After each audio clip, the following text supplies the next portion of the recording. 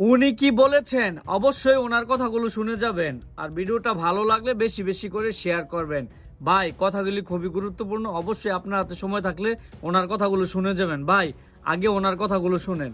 বিশ্ববিদ্যালয়ের ছাত্ররা মদ দিয়ে কুলি করেন, সেখানে ছাত্ররা শিক্ষকদেরকে লাঠি দিয়ে পেটান এবং একই সঙ্গে নিজেকে তিনি সেই বিশ্ববিদ্যালয়ের জার্নালিজম ডিপার্টমেন্টের ছাত্র হিসেবেও দাবি করেছে। এই প্রেক্ষিতে তার এই বানোয়াট অসত্য বক্তব্য যেটা বিশ্ববিদ্যালয়ের মানহানি করেছে, আমি বিশ্ববিদ্যালয়ের একজন সাবেক শিক্ষার্থী এবং নির্বাচিত সিনেট সদস্য হিসেবে তাকে এই মানহানিকর অসত্য বক্তব্য দেওয়ার আম, জন্য তাকে আজকে একটি লিগ্যাল নোটিশ পাঠিয়েছি এবং তাকে 48 ঘন্টা সময় দিয়েছি তিনি যাতে প্রেস রিলিজের মাধ্যমে প্রকাশ্যে জাহাঙ্গীরনগর বিশ্ববিদ্যালয়ের বর্তমান এবং সাবেক শিক্ষার্থী, অভিভাবক সকলের প্রতি উনি নিঃশর্ত ক্ষমা প্রার্থনা করেন এবং তিনি তার এই অসত্য বক্তব্য, মিথ্যা বক্তব্যটি যেই সমস্ত জায়গায় সার্কুলেটেড হয়েছে, প্রকাশিত হয়েছে, সেগুলি সরিয়ে নেওয়ার জন্য বিটিআরসি কে চিঠি প্রদান করেন এবং সেগুলি সরিয়ে নেওয়ার উদ্যোগ গ্রহণ করেন।